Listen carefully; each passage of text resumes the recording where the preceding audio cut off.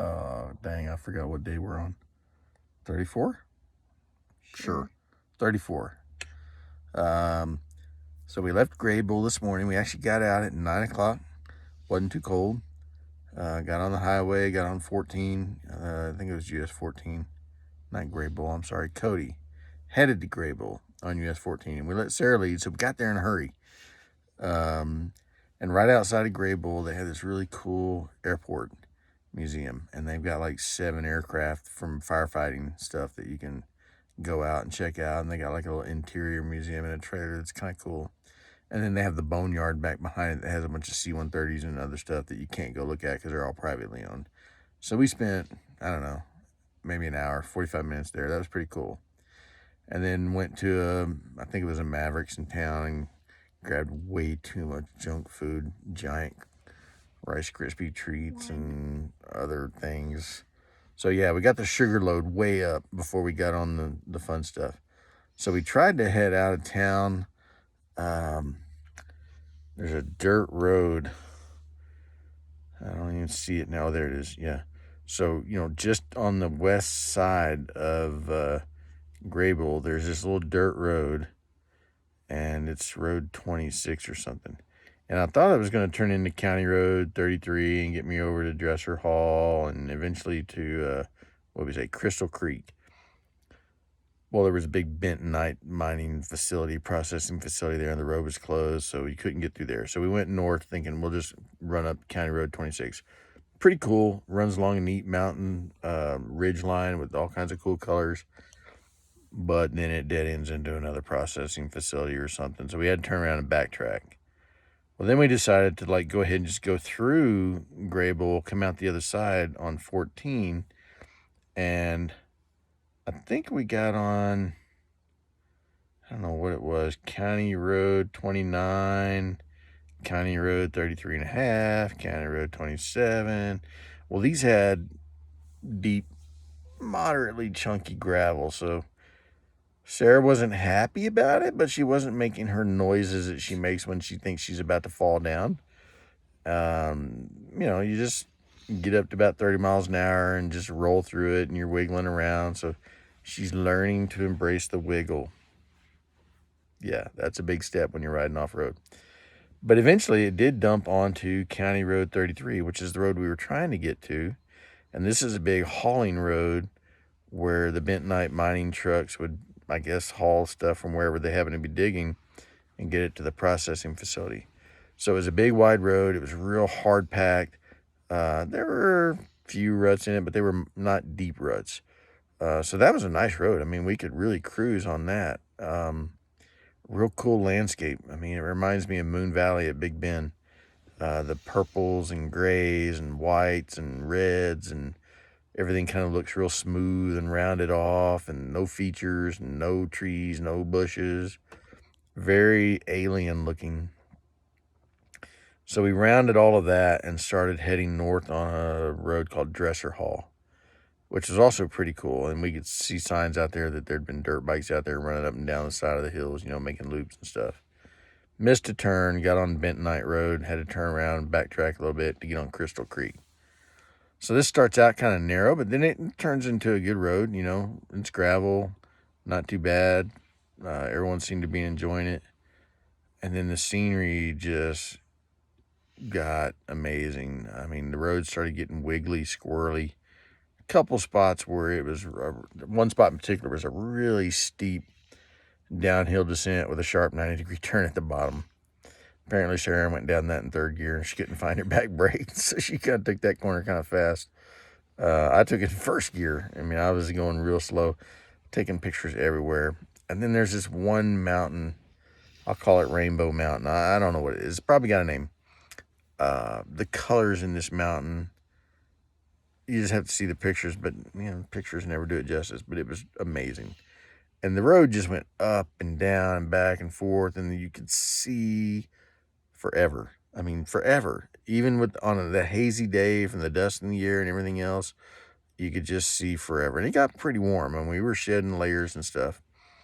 Yeah, Sarah rode through it really good. Enjoyed it, right? Mm-hmm. Enjoyed it? Had fun? More or less. Yeah, that's her happy face. So that was Sarah's happy face. She enjoyed that road, especially after the fact.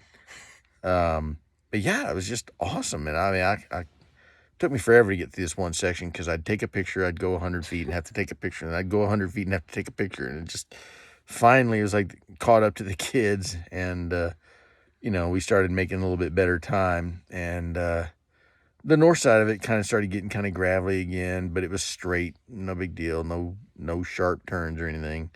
And it came out near Bighorn Canyon National Recreation Area. There's a lake, and dropped us out on US 14 alternate, or A, I think they call it. So we headed east. Long straight section, and then you make a left turn. And then the road just starts going up the side of this mountain, and you can see way up the mountain where I don't know what you call it. It's not like cut fill like you would see with normal construction. Basically, they had to build these huge retaining walls, backfill them, build the road over that. Now, there's a lot of frosty even there. I mean, there were some up and down parts of this road that were pretty quick. And then there were parts where the pavement was just broken and it was just gravel. And sometimes it was in a corner. And some of them were really sharp, 20, 25 mile an hour corners. And they're steep. So we got up that. Eventually you get to a really cool spot and there's a scenic pull out. And Sarah's like, I'm going to keep going. Same thing that always happens. So she just kept trucking. Daniel and I were stopping all over the place taking pictures. Really fun road. Incredible scenery. Get to the top. I don't know, we were around 10,000 feet or something. I mean, it was up 9,800. It was up there. Started getting pretty cold, but it was just incredibly beautiful. Really nice weather. Once you get up on top, the road it stays high. It's not like you go up high and then drop back down. It stays high. You're up in the mountains. Got behind a big 18-wheeler, and, he was cruising in a real low gear with his hazard lights on. We got around him with no problem. He was pretty cool about that. Eventually, we got over to, what was it? There's a bunch of, hunting lodges up here. Big hunting lodges. It's like side-by-side ATVs, snowmobiles, everywhere. Yeah, I guess people come up there in the winter, The road just follows the North Tongue River through the Bighorn National Forest. And, excuse me, we got to US 14, which is where US 14 normally comes across, and it runs south. And this is also paved and very, very scenic, very pretty. Lots of trees, just really beautiful mountains. Had some fun twisty stuff. And we get down to, I don't know what it's called. The road cuts, it runs south and then it cuts back to the west. And my track went up in the mountains on some road that apparently is a mountain bike trail. So fortunately I wasn't paying attention to the track, missed the so-called turnoff. And so we just stayed on 14. And then it gets into Shell Canyon, and then there's Shell Canyon Falls. And that's just a really cool ride. The falls are really cool. But then when you pass the falls and go down in the canyon, huge cliffs on either side, the creek running down the middle, big giant trees everywhere, and just really pretty. I mean, now we were behind a truck that was going kind of slow, but still just really, really neat road. A lot of fun. And then you come out of the canyon and it's just, straight, not straight, but I mean, just typical highway. We rolled into a little teeny town of Shell. I think, what was the population? 74, something like that. Yeah, 74 people. One of whom was Dave Hutchinson, Kajiva549, I think is his username on Two Wheel Texans. Been a member for ever, at least 20 years. And he comes up here. This is his place where he comes when it gets hot in Texas now. And there's a little campsite right on the west end of town. And I didn't have his phone number, so I couldn't tell him we were coming or call him or anything. So we rolled into this little campsite. It's really cool. Got these huge cottonwood trees, beautiful grass. He's got a really cool spot where he's got his trailer set up. And I spotted his Kajiva, the red bike, sitting there. So I knew I was in the right spot. And then I saw his trailer, which is a very distinctive trailer, and all his stuff set up everywhere and everything. And so we stopped, and I didn't know where he was. I knocked on his trailer, knocked on the trailer next to us. No one answered. And then he comes running up behind us with a grocery bag in his hand on a big fat tire bike, you know. So, yeah, we had a nice visit with him for, I don't know, 15 or 20 minutes. And then, got a text from Justin Smith here in Tinsley saying, hey, if you roll in while there's still some daylight, maybe we can get in some dirt bike riding. And I showed that to Daniel. So Daniel's like, okay, it's time to go. He's getting on his bike. He's starting his bike. We got to roll. And so, told Dave, hey, we need to go while the sun's shining. We were going to be cutting south on Red Gulch Road and Alkali Road into, I think it's Hayville, which is north of Tinsley.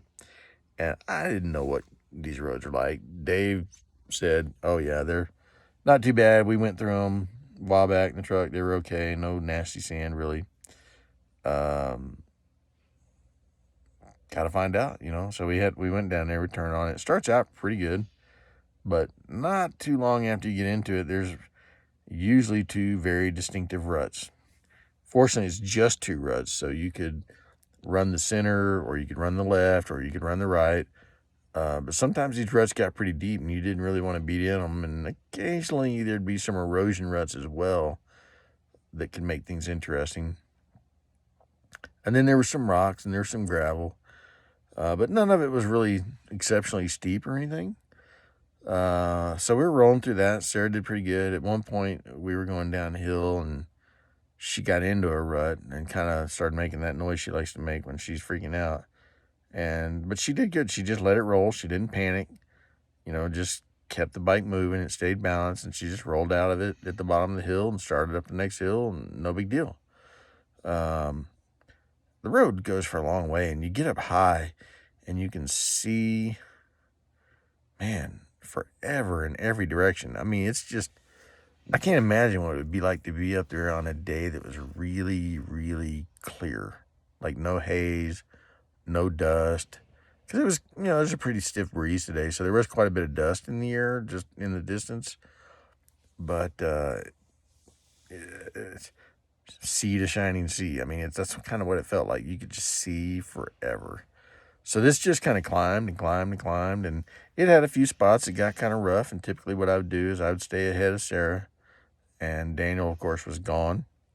But I would run through something, say, okay, here's the route I'm going to take, and try to tell her, I'm going to go to the right, and then I'm going to jump over here, then I'm going to do this, and I'm going to go to the outside of the curve, I'm going to get inside of the curve, all those kind of things. I'm getting back on the gas. I'm just going to roll this without getting on the gas. I'm just finger braking, one finger on the front, dragging the back, all those kind of things. I'm in first gear, second gear. And she just kind of followed, and she did really well. And then, Red Gulch eventually tees into Alkali at pretty high point. And a little ways before that, there's a short, uphill, pretty steep, loose, rocky climb. So I stopped and, asked Daniel if he would ride her bike up. And I managed to get up without too much trouble. He rode his bike up, walked back down, rode her bike up. And we just took a rest break there. And then we kept going, and she's following me, and Daniel's ahead, and he's doing his thing. And she's asking me, oh, does this road get worse? Does it get better? How much further? All those things. She wants to be back on pavement. And I'm like, oh, yeah, it's not that bad. The sand's not that bad. It's just like the sand. Oh, my God, don't follow me in. And she stopped because it was a long section of deep sand, and I just had to focus on getting through it and not dropping my bike. And it was a quarter of a mile or so. And Daniel came back, and he walked all the way back down to her bike, and she walked up, and I went ahead and got through it and got to a place where I could stop next to Daniel. And there were two trees out there, One of them was about halfway between where she stopped and where I stopped, and then the other one was where I stopped. And that worked out well because she walked about halfway up to the bike, went and sat in the shade of the tree for a while to cool off, walked the rest of the way up and sat in the shade. And Daniel, when he finally got her bike up there, we all three just kind of sat in the shade for a while. It felt really good just to cool off. And then it's like, okay, we got to get moving again. So I take off on my bike first to go scout it out. And There's some sections that were, it's pretty rocky, not super rutted, but it was rough. There were some big rocks, and it was steep in a few places. Not super steep, but, you had to keep your momentum going. And I was kind of concerned that Sarah might, I knew she could do it. It's just whether she'd want to do it. And she's getting tired, and we're all getting tired. And it's, I don't know, 4:30, getting to be 5 o'clock. So I asked Daniel if he would, get her through that section. So that was a pretty long section. And she rode through most of it herself, and then got to the sand section. And there was one bad spot. It was pretty short. There was some bad ruts. You had a narrow spot on the right, and then a real hard bump. And I got past that. It was 100 feet. She rode all the way up to that point by herself and did really well, and then stopped and then let Daniel ride up the rest of the way. But, by the time he finally got all the way to the top, I think he'd ridden her bike maybe twice, 3 times. I rode her bike once. There was about a couple 100 yards of sand to get to the actual intersection between the 2 roads. And we got her bike parked, got my bike through, got Daniel through. And so we all finally got back on our bikes. And now we're getting on Alkali Road and getting ready to head south and start dropping down off the mountains. And a truck had come by earlier, really nice truck, by the way. And they were checking on us, see if we were okay. And we're like, yeah, we're fine. We're just getting out the mountain. But he said it was kind of gravelly on the way down, which, Sarah hears that and she doesn't like that. But it really wasn't that bad. There were some big ruts, that you had to be careful about. And there was one section in particular, not too far from the top, where she decided she didn't want to run through it. And Daniel walked back up the hill and got on her bike and rode it back down for her, and she came back down. I think that was the last time, maybe 3 times total, that he rode her bike for her. And, man, the ride down from that point on, it was 6 o'clock, maybe 6:30. The sun's getting low in the sky. The shadows are getting long. The red sandstone hills up here just start to glow when the sun's hitting them. It was killing me not to stop at every corner and take pictures. I was trying to run my video camera as long as I could. I haven't even looked at the video to see how it came out. I couldn't believe the battery didn't die on me. But we rode it all the way back down, and she did really, really good. And it was a pretty long ride. I mean, we still had a good 12 miles to get to Hayville or whatever it's called before we could hit pavement. And it was just really awesome. She enjoyed it. Daniel enjoyed it. We did start seeing a few more cars when we got towards Hayville. But once we got there, we hopped on the pavement. I think it was Highway 31 that runs down to Tin Sleep. We finally got on that. And even that was a lot of fun. And the sun was getting lower. And right before we rolled into Tin Sleep, the hills were just lit up like crazy. It was amazing. Hit the main highway here in Tin Sleep. Turned over to head to the brewery, the Tin Sleep Brewery, which is where Justin lives. And pulled up in front of the brewery and didn't see Justin waving his arms. The house is up higher on the hill behind the brewery. So he calls me. He's like, hey, just come on up to the house, which I was just thinking we were going to go back into town and camp. I was just going to let him know we were here and see if he'd give us a ride back out here so we could hang out for the evening. He's like, no, just pull on up the hill and get to the house. That's a pretty steep hill, a lot of loose gravel. So got up there, Daniel got up there, and then Daniel rode Sarah's bike up to the top so we could get them all parked up there in the driveway. And his son, Yosh, and his friend, what was his name, John? I have no idea. Joe? Yeah, Joe. They're sitting in the garage working on bikes, and Justin invites us on up, and the dude's making a steak dinner. I mean, a really good steak dinner. His wife made, fried rice and some kind of a salad that went with it. And I wasn't expecting to be eating dinner with him, but he wasn't hearing it, And, so we spent a great evening at the house with them, just hanging out, talking, visiting, telling stories. They got a beautiful place. The house is incredible. The little hangout place he's got with his grill is incredible. A little pond, looking down over the brewery and looking out over the valley. And we're just standing out in front watching the sun go down, lighting up the hills. And it's just beautiful. The kids took showers. I had a cold beer. the great dinner. And then he's got this really cool, check this out. He's got this really cool little trailer that he bought that's like a miniature toy hauler. You can hold like 2 dirt bikes and I think he said a mountain bike at the same time. You know, the beds pop out the sides here. He's got it sitting kind of down the hill from his house, hooked up to power, so we got lights. We can charge everything. You know, got good cell reception, so we can do internet. But yeah, it's a cool place to hang out. We're gonna probably spend an extra day here because I still got oil leak issues on the valve cover on my right side cylinder. I mean, my leg was covered in it. My luggage is covered in it. It's not getting on my back tire, but it's all over the side of the bike. And I've got to figure out, you know, where that's coming from and how to stop it. I don't know if it's a crack in the valve cover or what. I hope not. But anyway, gonna mess around with that tomorrow. Now, Daniel will probably get up and Justin and Yosh may take him dirt bike riding on some of the local trails. I'm going to sleep late. I think Sarah's going to sleep late too.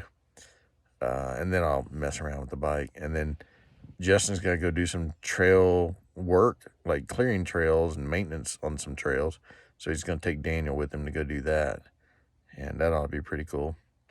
So yeah, tomorrow ought to be a lot of fun. Today, fantastic riding. Absolutely fantastic riding. You know, definitely one of the highlights of the trip, I think. You know, Glacier National Park obviously was a huge highlight. But yeah, today was just really cool for some reason. I don't know. Just really neat scenery. Everybody rode really well. Sarah thinks that she almost crashed and killed herself, but she didn't. She rode really well. You know, I had a couple moments that were like, you know, because I'm on a big, huge, giant, heavy bike. Got through it. And yeah, it was a lot of fun. So we'll take a break tomorrow, and then we're going to start heading south again and try to stay ahead of the cold weather if we can. So that's all for today.